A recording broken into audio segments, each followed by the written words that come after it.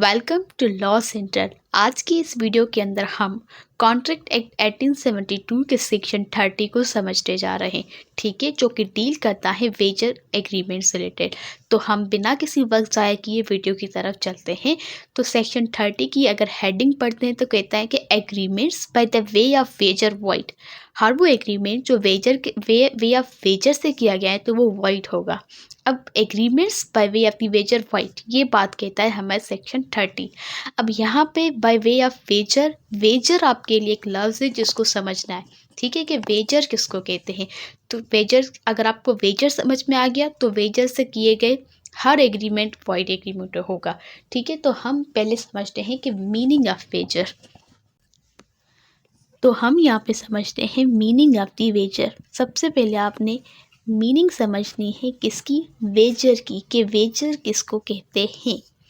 ये बेसिकली एक बेट होता है, ठीक है। बेट आपने पढ़ा होगा, इसका मतलब क्या होता है, शर्त लगाना, ठीक है। इसमें क्या होता है कि एक या एक से ज़्यादा पार्टीज आपस में बेट लगाती हैं, ठीक है। इसमें 3 पॉइंट्स आती हैं,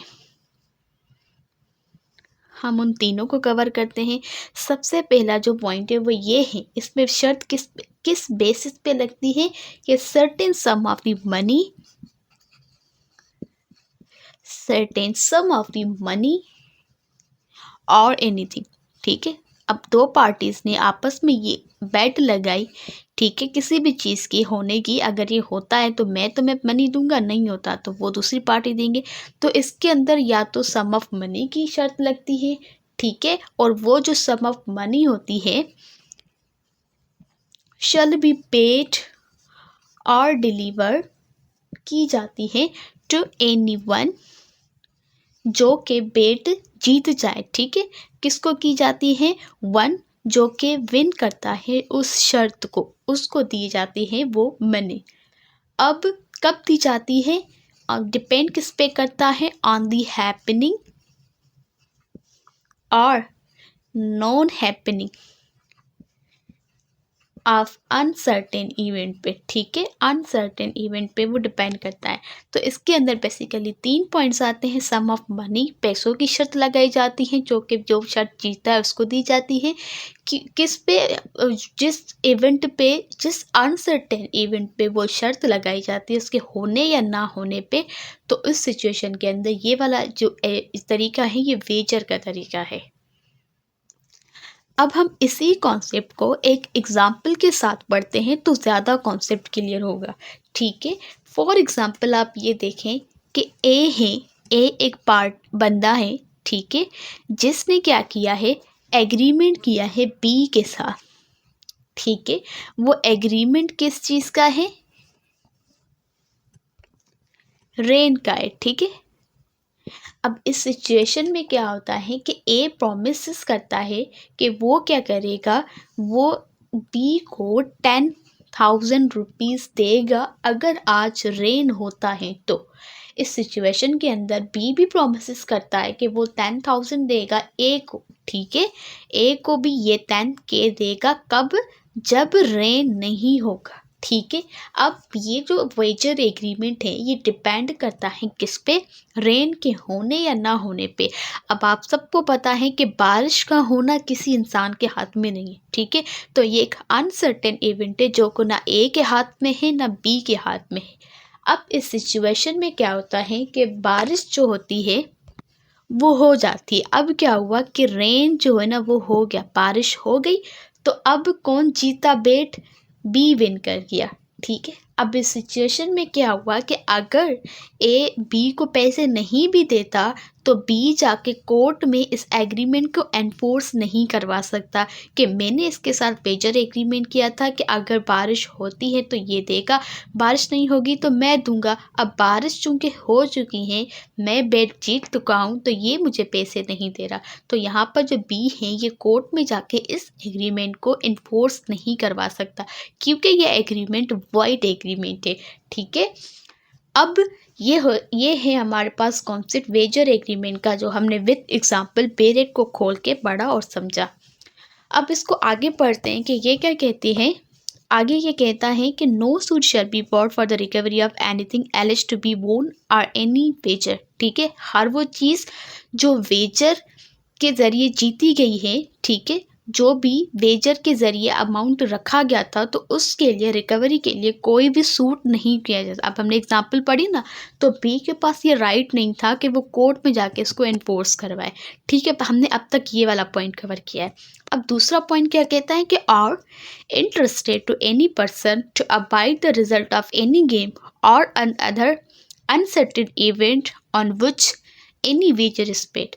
अब इस सिचुएशन के अंदर क्या कहता है, कोई भी थर्ड पार्टी को अगर फॉर एग्जांपल, इस चीज़ को भी हम एग्जांपल के साथ समझते फिर ज़्यादा क्लियर होगा। ठीक है, क्योंकि ये वाली वर्डिंग अक्सर स्टूडेंट को कंफ्यूज करती है, तो हम इसको भी एग्जांपल के साथ पढ़ते हैं। फॉर एग्जांपल आप ये देखें, हम सेम एग्जाम्पल को लेते हैं कि ए और बी का वो रेन वाला एग्जाम्पल लेते हैं। ठीक है, इसने इसको देने थे 10 के अगर बारिश होती है, और इसको देने थे अगर बारिश होती है। ठीक है, बी ने देने थे अगर बारिश नहीं होती।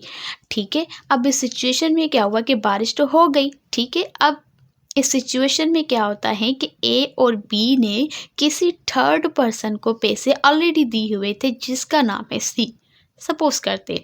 अब यहाँ पर बी जो है वो बैट तो जीत गया। ठीक है, अब बी ने पैसे किससे लेने हैं, सी से लेने हैं। ठीक है, अब मतलब अब ये वाली लाइन पढ़े कि are interested to any person. ठीक है, ये यहाँ पर जो पैसे थे ना 10 के, ये इंटरेस्टेड किए गए थे सी को। ठीक है, अब यहाँ पर बी को पैसे सी ने देने थे। अब ना तो अब सी क्या कर रहा है, वो पैसे दे ही नहीं रहा, वो रिफ्यूज़ कर रहा है। तो अब इस सिचुएशन पे ये बी के अगेंस्ट भी नहीं जा सकता। ठीक है, तो आई होप कि मैंने कोशिश की आपको ये समझा दूँ। अगर फिर भी इससे कोई कन्फ्यूजन होती है तो आप कमेंट सेक्शन में पूछिएगा। ठीक है, क्योंकि ये चीज़ें, ये वाली जो चीज़ें ना अक्सर स्टूडेंट को कन्फ्यूज़ करती है। अब इसकी एक्सेप्शन को डिस्कस करते हैं हम। एक्सेप्शन पहले ये है कि एक्सेप्शन है in the favour of the student prices for the horse racing. अब उस ज़माने के अंदर हमने ये पढ़ा था ना बेसिक लेक्चर के अंदर, एक कॉन्ट्रैक्ट एक्ट जो है ना वो 1872 का है। ठीक है, मतलब बहुत पुराना है।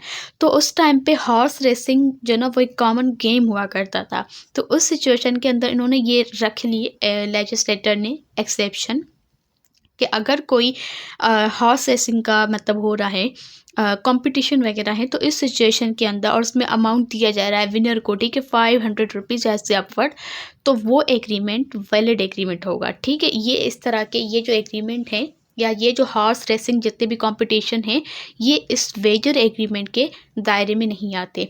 और सेम इसी तरीके से हमारे पास जो पीपीसी का सेक्शन है 294, ठीक है, पीपीसी का जो सेक्शन है हमारे पास 294A, ठीक है, ये इस चीज़ से अफेक्ट नहीं होगा।